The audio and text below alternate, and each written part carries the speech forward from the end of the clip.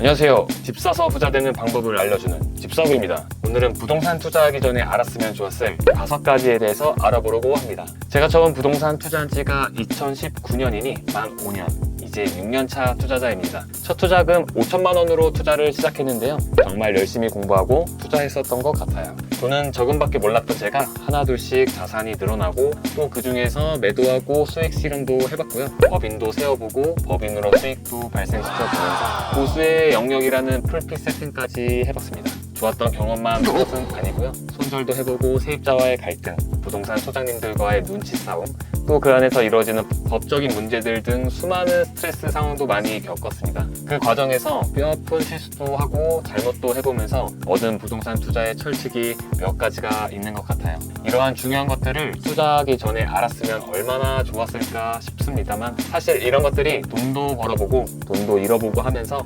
경험치가 쌓여야지만 배울 수 있는 것들이더라고요. 제가 여기저기 발로 구르고 하면서 얻은 경험치들에 대해서 말씀드려 보려고 해요. 첫 번째는 부동산 투자엔 정답이 없다. 사실 저희가 아파트 투자만 정답이다 혹은 경매가 정답이다 이렇게 생각하는 분들이 많거든요. 경매로는 돈 못 벌어, 갭 투자는 망해서 이렇게 얘기하시는 분들이 많은데요. 사실은 그렇지 않습니다. 제가 부동산 투자 강의로만 몇백만 원 이상을 써봤거든요. 유명한 강사분들의 오프라인 강의도 들어보고 온라인 강의도 들어봤어요. 아파트 투자뿐만 아니라 경매, 법인 투자, 토지, 월세 수익화, 인테리어, 재개발, 재건축 등등 부동산에 관련된 웬만한 강의들은 전부 들었습니다. 그러면서 느낀 것이 부동산 투자에는 정말 답이 없다는 거예요. 부동산 투자라고 하면은 결국 같은 흐름을 타야 되는 거고 그 안에서 세부적으로 이런 분야가 있고 저런 분야가 있는 거지 어떤 특정 분야만이 최고고 정답이다라고 얘기할 수는 없습니다. 각자 자기 스타일에 맞게 나는 마음이 좀 편한 투자를 하고 싶어 하면 아파트 갭 투자로 하시면 되고 혹은 나는 시간적 여유가 많고 돈이 좀 들더라도 장투로 가고 싶어 하면 제재 투자나 토지 투자를 하거나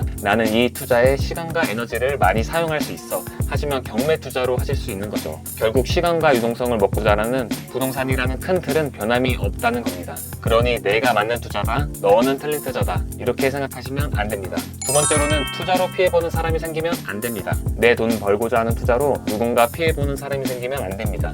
이건 제 주위에 계신 엄청난 고수이자 자산가이셨던 투자자 형님의 이야기인데요. 이 형님이 정말 부동산판에서 10년 이상 있으시면서 경매, 갭 투자, 법인 투자 등등 모르는 게 없고 안 해본 게 없는 분이세요. 이분이요 정말로 돈 앞에서 피도 눈물도 없는 아주 꾼이었습니다. 그러던 와중에 당시 임대차 3법이 시작되면서 전세가가 엄청나게 올랐잖아요. 갖고 계신 아파트에 전세가 엄청 오르면서 계약 갱신을 앞둔 사람들에게 내용 증명을 보냈어요. 나는 5% 올려주고 갱신할 생각 없고 현재 전세 시세대로 재계약을 할 거다. 거절한다면 내가 들어가서 살 테니 나가라 말이죠.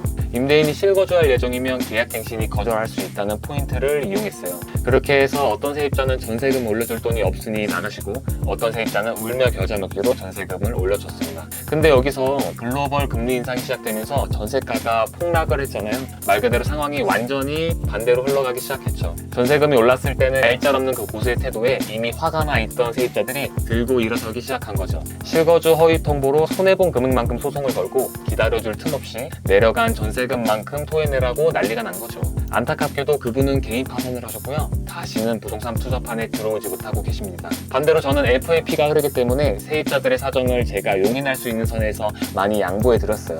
이사 기간이 안 맞아서 몇 개월 더 살게 해드리기도 했고 전세금이 1억이 오른 상태에서 세입자분이 5천만 원 올려드릴 테니 재계약을 하자고 한 상황에서도 그냥 5%까지만 올려드리고 갱신을 하기도 했습니다. 그렇게 세입자분들의 좋은 관계를 유지하니까요. 제가 아쉬운 상황에서 세입자분들이 배려를 많이 해주셨어요. 전세로 전세금을 내어드려야 하는데도 그냥 기존 금액으로 재계약하자고 하시긴 하셨고요. 역전세인데도 불구하고 5% 올려드릴 테니 2년 더 살자고 하셨던 분도 계셨습니다. 제가 당시에 사정 안 봐드리고 돈만 보고 움직였다면 그분들이 절대 이렇게 호의적으로 나오지 않으셨을 거예요. 남 눈물 흘리게 하면 피눈물 흘린다는 말이 있듯이 부동산 투자에도 똑같이 적용되는 것 같아요.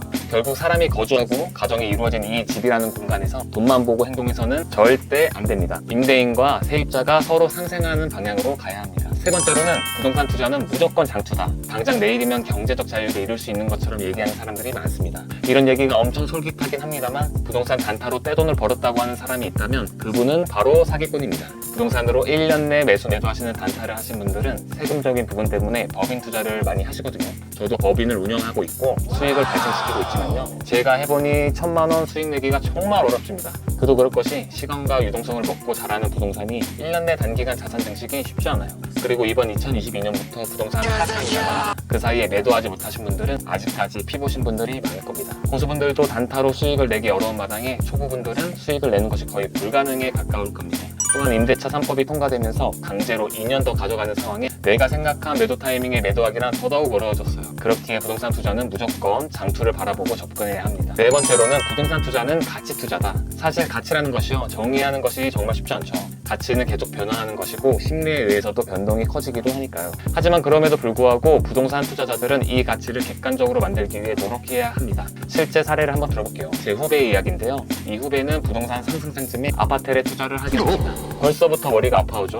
2021년 당시에는요, 이 아파트의 프리미엄이 최소 5천만 원씩은 붙었어요. 하지만 저는 당시 아파트 투자에 굉장히 부정적인 입장이었습니다. 왜냐면요, 아파트 같은 것들은 아파트에서 파생된 상품이잖아요. 당시에는 아파트 값이 너무 오르다 보니 아파트마저 오르게 된 상황이었는데요. 아파트와 아파트 둘을 놓고 보자면 당연히 아파트인 거죠. 아파트의 공급이 언젠가는 많아질 거고 수요가 언젠가는 적어질 텐데 아파트의 투자는 굉장히 가치가 떨어지는 투자다라고 결론을 내렸습니다. 아파트에 투자한 후배와 아파트에 투자의 부정적인 저 3년이 지난 지금 어떻게 됐을까요? 안타깝게도 그 후배는 하락장을 겪으면서 매도에 실패했고요. 지금은 마피 1억에 나가도 안 팔리는 상황입니다. 더 골치 아픈 건 곧 입주일이 다가오고 있고 분양가와 전세가 차이가 약 4억 정도 나는 상황인데요. 돈을 마련할 수 없어 개인 파산으로 진행해야 하는 상황까지 놓였습니다. 당시에는 분명 가치가 높았던 것들이 심리가 한번 꺼지고 나면 다 녹아 없어집니다. 유동성장 막바지에 NFT, 아트테크, 알트코인, 지산 투자 같은 파생 상품들이 엄청 핫했잖아요. 지금은 가치 자체가 없어져 버렸죠. 앞선 사례를 보았을 때 저희가 배워야 할 점은 부동산 투자에는 가치를 객관적으로 분석하고 판단할 수 있는 능력을 길러야 합니다. 마지막으로 5번째는 플랜 B, 플랜 C까지 계획해야 합니다. 투자자마다 스타일이 다르겠지만 저는 통장 잔고를 넉넉하게 유지하는 편인데요. 웬만한 역전세를 맞아도 커버가 가능할 정도입니다.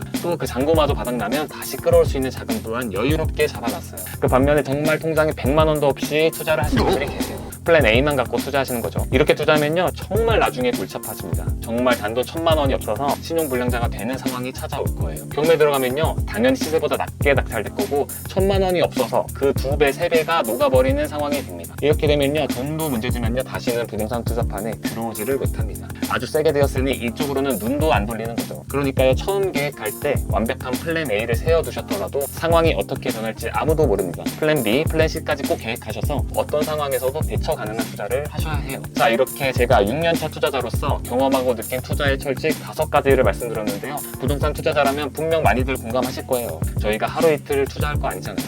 앞으로 수년, 수십 년 하셔야 됩니다. 기본기가 중요하다고 하죠. 위에 5가지를 기본적으로 머리에 익히시고 실제로 경험해 보시면서 각자만의 투자 철칙을 찾으시길 바랍니다. 오늘도 시청해주셔서 감사드리고요. 다음에도 더 좋은 부동산 정보로 찾아뵙겠습니다. 감사합니다.